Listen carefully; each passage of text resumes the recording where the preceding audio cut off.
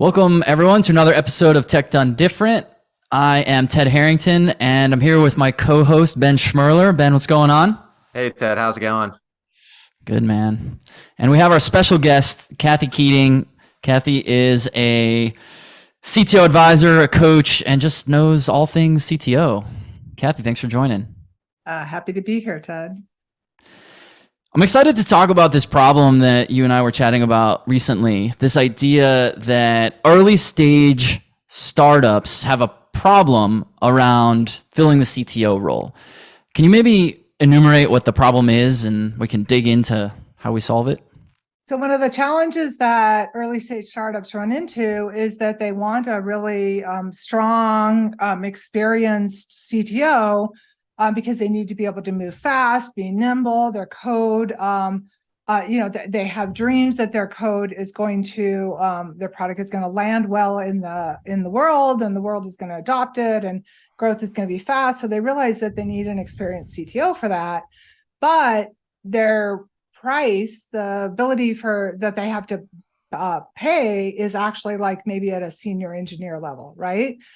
So most of them only have angel investing at that time. They may have, let's say, $150,000, or even $1 million or less in funding. And so all they really can afford is that senior engineer, maybe a staff level or a principal level engineer. But their dreams are really big and their budget is really small. And so how do they resolve that issue? A lot of early stage startups are not solving it well. They're buying who they think is the best person that they can buy, which is, let's say, a senior engineer from a large FANG company. They're like, oh, they were a senior engineer at Twitter or Facebook or Amazon, and so they must be able to be a CTO for me, this tiny little company, right? But one of the challenges that they find when they get that person in the door is that person doesn't have the skills that a more experienced CTO might have had because they've never had those CTO level experiences. And so there's this wide gap between what they get and what they want, and therein lies the massive problem. That makes a lot of sense. We see a lot of, with the startups we work with who we're doing security testing for, that oftentimes these people are very, as you pointed out, they're very ambitious. They have this great product. They have oftentimes a very novel technical idea that they're trying to implement. And then you say, well, now you have to do a bunch of business stuff and you have to be a leader and a manager and stuff. I mean, what do you try to do to get them to change that mindset? I don't actually think that we can change that mindset. I mean, their budget is their budget, right? Unless they can actually attract a technical co-founder who happens to be an experienced CTO, they're really stuck in that quandary. They have to, get the person that they actually can afford, right? The question is, how do you build the support system around them so that they can grow quickly and effectively? So let me give you a really good example. So I'm working with a company right now in the knowledge tech space, and they've hired someone who's like senior staff level engineer as their CTO, typical scenario. That person has never built an entire product from scratch. They've been part of a team that built a product, but they've never been in charge of building a product from scratch. And so now that person, while they're a great programmer, great leader, great engineer, and they can architect well, they've always architected in partnership with other people, but now they're architecting on their own. And so what can you do in that case is like, what support system can you put around them? Well, what I like to say is like, bring in an advisor or a coach, couple hours a month, few hours a month, to really partner that person so that they have a sounding board for all those things that they've never done before, right? Every founder out there, first-time founder out there, they're doing things every day that they've never done before. But the CTO is the one that never gets the support system, right? Typically, you have boards and investors and mentors. If you've gone through an accelerator program, you have tons of mentors around you. But almost all of that mentorship and advisory work is channeled directly to the CEOs, the CFOs, sales and marketing. But it's very rare that any of that advisory typically is channeled to the CTO. So the CTO at a startup is often left on their own, right? And so one thing a early stage startup can do is actually channel some of that advisory support system to that CTO, so that CTO, the startup CTO, can really grow and understand how to tackle all those challenges they've never tackled before. Ben and I have certainly run into that same challenge you described of big dreams and small budgets. Yeah. That would be a really good book title, actually. Big dreams and small budgets. So, for clarity, for people who are listening who are maybe themselves not CTOs or not senior engineers or don't know the difference, what are the key differences between this type of person you're saying that early stage startups can afford and the skills that a CTO needs to have in order to be successful? Yeah, great question. So, like I was mentioning before, the senior engineer has never really built something from scratch, right? They have often, and of course, some of this is stereotypes because there'll always be somebody who's outside of the boundaries. But often they get their direction directly from their existing boss or product. And so they know exactly what they're going to build, right? They might have to architect it or whatever, but the feature definition is really well defined, right? For someone who's at, let's say, that startup, and even like tapping into that staff level, you're always getting work directed to you that other people have already strategized to determine the tactical direction. And now all of a sudden you're in this startup CTO role and you have none of that, right? So you have to really build that skill, which a CTO eventually builds, is like big sky thinking, hearing something from the business, a problem that a customer needs to solve, and turning that into a technology solution is a real art that a CTO over time starts to craft. And you really don't start that crafting that strategic blue sky thinking as a engineer until you really get into like technical lead positions, managers, directors, architect level roles. And it's not a skill that you can build overnight, right? These days I can hear, 30 seconds of a business problem and I can craft a technical solution. Like that's a skill it took me years to build, right? And so like CTOs, experienced CTOs have really crafted that skill. Another skill that an experienced CTO has really built over the years of experience is this ability to talk to the business in the way the business needs to hear what they're saying.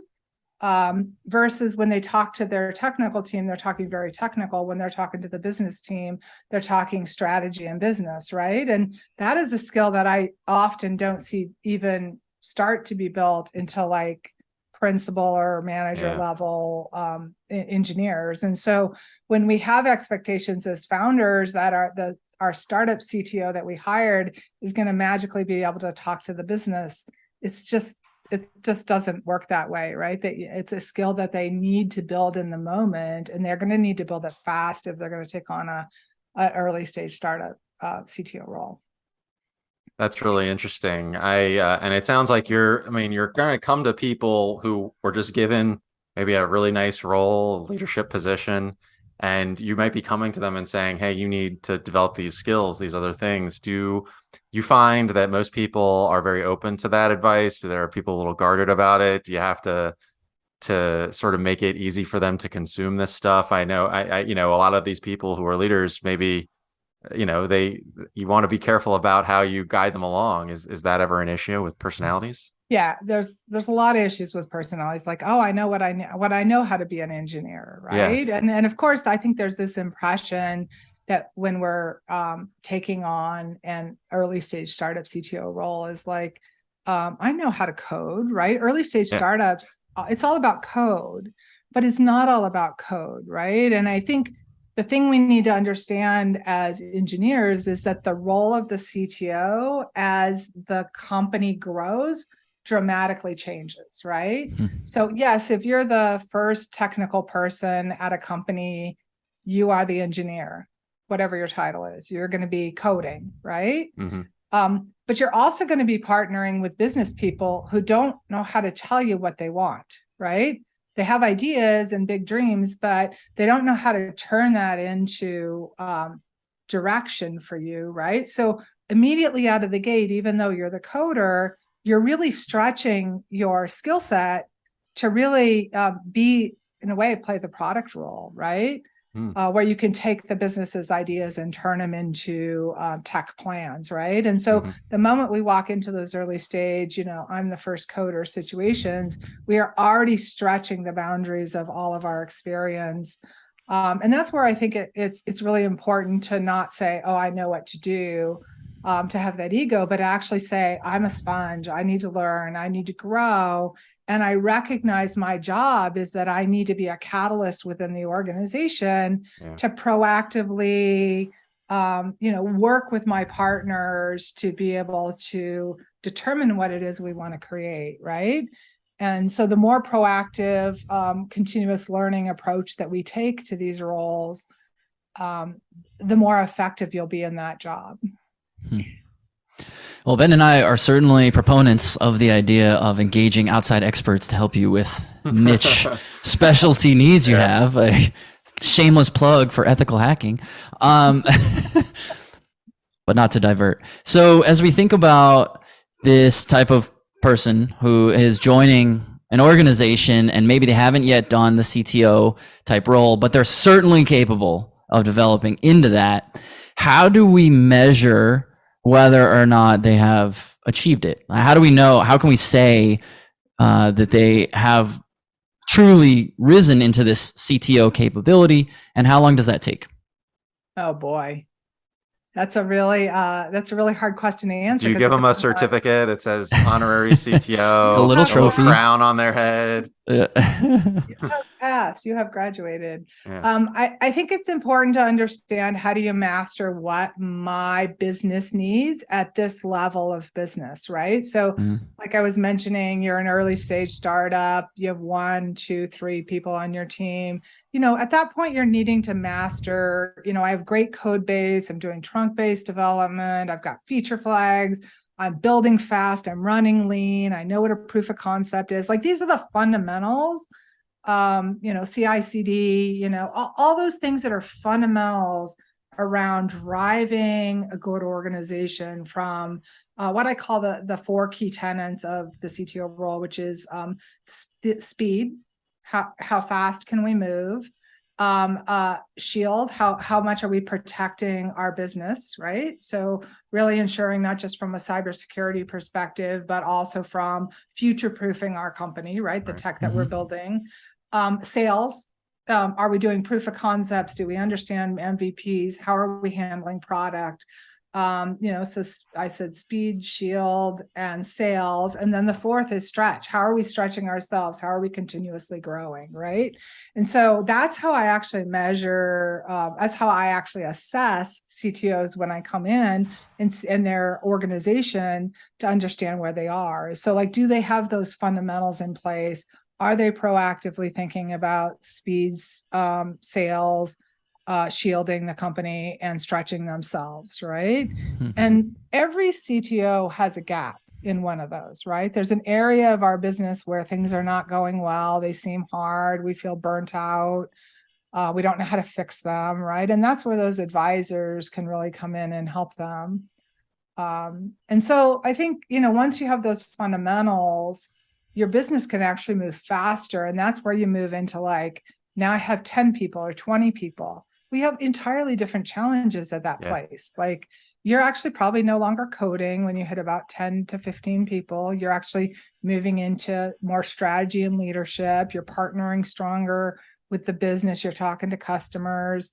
But what's also important at that phase is you're actually moving from 1 team to 2, right? And then on to 3, which is probably one of the hardest challenges an early stage company has when they hit those, what I call inflection points. And so moving from 1 team to 2, moving from 5 to 10, there's these key inflection points where just the job gets much harder again, because we have to learn entirely new things that we didn't even know were part of the CTO job. That's really interesting to me. You said something like talking about talking to the business, getting these people who are highly technical to be able to interact with other business units, et cetera, and make sure that they're engaging. Part of that, I mean, correct me if I'm wrong, is also advocating for your team, right? So the business guy comes to you, the sales guy comes to you and says, "Oh, we really want this. I heard from this client, we really want this feature set. It's going to be amazing. We're going to do all this stuff." And then the CTO or whatever their role is at the time takes it and they put their head in there. I don't know how I'm going to do this, or I don't know how we're going to get this done in time. Is part of that like trying to get people to explain to maybe the business people, hey, you're making a big ask. Here are the challenges with that ask to your business plan. Yeah, I think this is where building good foundations is incredibly important, right? And so way back when you were like one or two people at the company, you should be thinking about how do we prioritize our work, right? Because when you get to like 10, 15, 20 people, I've seen companies at 60 who are like prioritizing work based on who yells the loudest, right? and of course, that's often sales. Sorry, salespeople. And that's just not effective, right? And so how can you advocate for your business when the business condones lack of lack of rigor about how you prioritize, right? And so if you've built strong process for strong lean process for how you prioritize work, those conversations become much easier because a salesperson comes to you and says, my customer wants X. And so we actually vet it through the machine of the prioritization process. And we determine that only one customer wants it and they're not going to buy it, right? Or we find out, oh, there's like $4 million a year revenue potential here, right? And so the structure of good operational process around how we prioritize ends up being the setting for like how we can collaborate effectively with those other teams, right? And now we can come proactively and we can say, oh, okay, so now we know that this thing, we have a hypothesis that this will get us a lot of revenue growth, which is great. Let's do a proof of concept, right? So that I can understand what it's going to take to build it, right? Proof of concepts are great.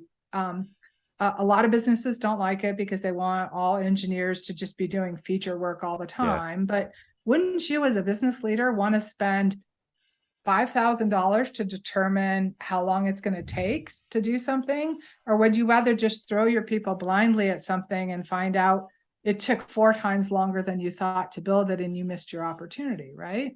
So proof of concept lets us spend a little bit of time and energy to find out, hey, okay, we know exactly how to do this and we have a really clear understanding of what it's going to take, right? And then you go off and build the whole product in a much more productive way, right? But like I can advocate for that when I have healthy, transparent trust across all those other parts of the organization. That's pretty fascinating, the idea of healthy and transparent trust. And you brought up this scenario of like who barks the loudest gets the development need that they want. And so if we think about this early stage startup, they're resource constrained financially and person power wise. They've got this senior engineer, maybe they're working with an outside coach such as yourself to help advise this person on how to level up their skills. And they're in that situation. And sales is saying, we need this. And this senior engineer is like, how do I do this? How does a company navigate those trade-offs between what customers are demanding or prospective customers are demanding and the roadmap that's already been laid out by the team? Yeah, I think if we're really operating as a lean business, like lean, agile, not doing agile, but being agile business, we should be willing to shift our roadmap if our analysis of the new situation leads us to believe that we should, right? So I'm a big fan of like what are called now, next, later roadmaps, right? So now is the thing we've already committed to, right? So yes, those things are immutable, right? We've already made commitments to these things. These are the things we're building now. But what's next is actually open for interpretation. Yes, your roadmap actually says, these are the things we know today that are next.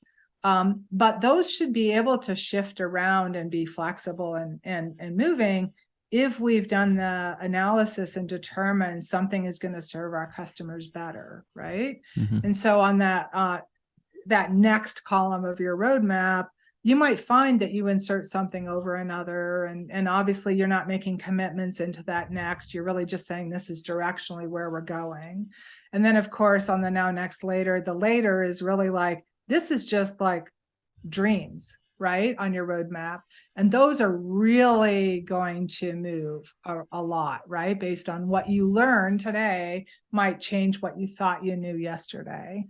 And I think that mentality is really important for an early or a mid-stage startup to be able to be willing to flex and extend and change our minds, because that's how a company succeeds, right? Is through those minor pivots and shifts that help us follow where our customers are directing us to go. But it really requires that mind shift for all of the leaders in the organization to be willing to, have that trust and those transparent conversations that really allow us to say, I should be able to challenge you and say, hey, I don't believe that's X is as important as Y, right? And here's why. And really bringing data to the equation to be able to say, okay, the data doesn't support your argument. Let's go find data that does, or maybe that becomes a lower priority. That's really cool. Do you, I'm just kind of curious. So like I was looking at your LinkedIn, your website and such, and you have so much experience, all these endorsements from people doing all this stuff, not just in consulting, but like in your past life when you're actually doing these things within companies. So like, I'm just kind of curious, like what got you into sort of making the shift and saying, now I want to bring up others, I want to, bring the skills that I have as a leader, as a CTO to people who could need it. Like, was there like some sort of trigger point that got you into that? Well, I've always been someone who really wanted to tackle the hard things. Like the early half of my career was like doing first, building first, that really took the market in their space. And so I just feel like not a lot of technologists have those kinds of experiences where they can actually go into, industries or problem areas that have never been solved before, right? We're seeing it a little right now with generative AI, but and I just feel like I had so much of those great experiences early in my career. About mid-career, when I started to become a leader, I realized it was really important to inspire those that worked for me, because if I inspired them, gave them opportunities, they did incredible work, right? So the second half of my career, I actually have founded, I'm on my fourth company. I've done consulting, I've built product, and throughout all of those, I really appreciated all the people who really advised and supported me. And so as I was getting that advice and support, I really shifted to giving that to everyone around me as well. And so I've been a mentor and a coach for many people for about 8 or 9 years. And as my second company was acquired in 2021, and that really started to shift my mindset to say, it's an opportunity for me to, let's say, not do the work as much as teach the work, right? So over the last probably 6-8 months, I've started to shift into running my own business. I actually have 2 businesses right now. One is my, consulting, advisory, and coaching. And then I also am building a really structured framework to how to teach CTOs to grow. And I partnered with somebody to do that. It's called CTO Levels. And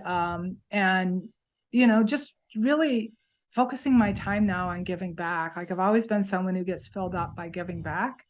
That give first mentality. It's probably because I got it from Techstars. That's one of their mantras. And when my second company went through Techstars, I really embraced that idea of giving back, and it fills me up. And if I can spend all my time supporting other people to be successful, I've had a lot of success in my life. I'd like to give some of that back. So awesome. I love that. What a good note to end on. You certainly have been giving so much of your time and wisdom here today. So we're really grateful to have had you on the show. Is there anything you want to leave our audience with as we wrap up? No, I'm just, I think the biggest thing is like always be learning. That's been my mantra forever, is to always be open, always be desiring to learn and grow. And when you're open to that, the possibilities present themselves. Love it. Kathy Keating, the CTO whisperer. We appreciate your time. I like that. You can put it on your business card. Yeah. That's what I'll call myself. Yeah. So Ben, the first question I wanted to ask you about was what Kathy said, this idea of big dreams and small budgets. That definitely resonated. You run into that all the time, right? Your core focus is to work with our customers and to scope out the project, like what is it that they need so that it can achieve their goals and all that good stuff. And it happens to you a lot, right? Where they're like, oh, we need everything. And then you're like, but I don't know if you're going to be able to pay for everything. So what was your reaction to her saying that, and what can we learn and apply from it? It's, it's sort of a chuckle, because when somebody says something that resonates with you, and Kathy said many things that did, you sort of go, yep, that's what it's like. The truth is, when I'm talking to somebody and they have these big ideas and such, and I sort of get a sense pretty quickly that the budget isn't going to support it, you have to get to the concepts of choice and value and what actually matters.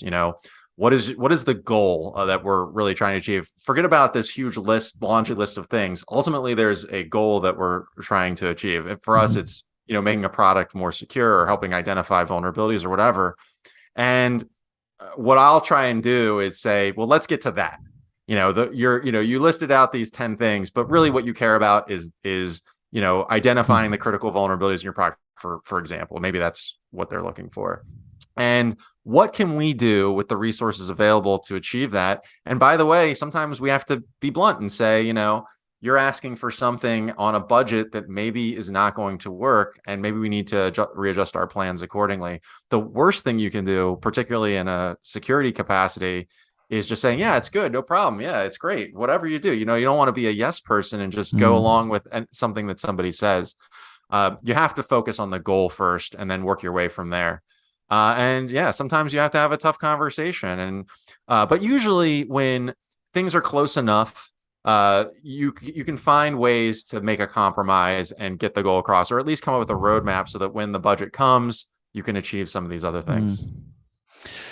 You're talking a bit about, and so did Kathy, this idea of priorities. And I think there's an inherent flaw with that word, which is that by definition, priority is singular, but we use it in plural. So when someone sits down and says, all right, these are my priorities, and they list like 5 things or 3 things, or even anything is more than one. How do we parse out what really is the number one thing, and how critical is numbers 2 and 3? I mean, you're really good at that. How do you sort that out for people? I think what you have to try and do is outline what their priorities really mean. By you listing these like 10 things out, do you really understand what you're asking for? Kathy talked about talk to the business was what she said. I wrote it down. Talk to the business. And so if someone gives you these 10 ideas about all these things they can do, and you sort of know that it's going to be a big problem, you sort of have to outline it and make it clear why, and make it clear that it's not some bias, or that you don't want to do it, or that it's not good for business or something, or for my business. It's more about like saying, okay, here are the reasons why this is a challenge. And now we have to make choices together. And I've made my case for you. I put all the facts out there for you. And I'm your ally here. I'm trying to help you. It's not that I want to say no. It's that I want you to understand what you're asking for. The thing I go back to that sort of taught me about how to do it was, I was reading, this was years ago, I was reading like the Steve Jobs biography. And like he would talk about these retreats he would do. And he would ask everybody for like, tell me all your ideas. And he'd write down 1 million ideas that everyone had on like some whiteboard. And then he would say, okay, we could do 3 of these things. Like he would just say, like, this is what we can do. But we're going to do those 3 things really amazing. And if it worked for like Apple, It can work for a lot of organizations. If you Yeah. if you took any organization and said, we have 3 initiatives we want to do this year, and these are big picture initiatives, and we can manage them, you can't imagine how much success that will lead to. But if you're too distant and you're too spread out and you're too, everything is a priority, everything's important, you're really not going to achieve anything the way you really expect. So you have to make some tough choices. You have to be willing to say, these are the things that are important. But it's up to us as advisors to help lay out what that means. She described this idea that early stage startups have this quandary, right? Which is they have to, they want a CTO, but they can only afford to hire a senior engineer. And so they're getting someone not yet qualified to do the job and then hoping they can figure it out. And that is in fact a problem. But I also found myself really intrigued by that because I mean, that's in a way, that's kind of how we hire people, right? We want to hire people who have aptitude and say, let's just grow you into your role. Now, obviously there's some roles that you hire them at the level of experience you already need, but then there's a lot where we like grow them. What was your reaction to that idea? Well, first of all, it resonated with me a lot because we've talked to guests on this show who have been thrown into that position. I was doing this thing and I was in coding and all of a sudden I became a CTO and like I had to wing it. I had to figure it out. So that was absolutely true. But as far as, figuring out how to deal with, maybe you can't get everything you want out of a candidate. What I would say is you sort of, I guess I would call it like looking at the DNA of a person, like what kind of person are we dealing with? Let's say you're finding that's, that senior engineer or whatever, and you want to upgrade them to a CTO over time. I think what you really have to ask is, who is the person I'm hiring? Do they understand big picture what the role is going to be? We have to accept them for what they are now and understand their skills, but also recognize where their talent may be. What could be unleashed? What could they do? And also, I mean, maybe some sobering questions like maybe somebody's really great at being an engineer, but they're not fit for that management or leadership role. Maybe they aren't a communicator, or maybe they just can't achieve that. Well, that's fine too. It doesn't mean that they're not valuable to the organization. It's just that we have to understand who we're dealing with, what they can do, and then figure out what latent talents we can build out of them, challenge them to develop themselves. And are they the right people to take that challenge and be willing to develop themselves? Ben, I just want to interview you all day. Okay. Can you just tell me everything about everything? Yeah. All right, sure. Why not? Well, this is a cool episode. Those are some cool insights that you add to that. So what should we leave everyone with? I like the learn and grow thing. It could apply to anything. We're talking about CTOs and things like that. But like when I came on board, one of the things I sort of had to challenge myself on, I was actually talking to somebody about this the other day, is like I was writing a lot of content and doing things, and they were very like technical, and they were correct. Like the content was good.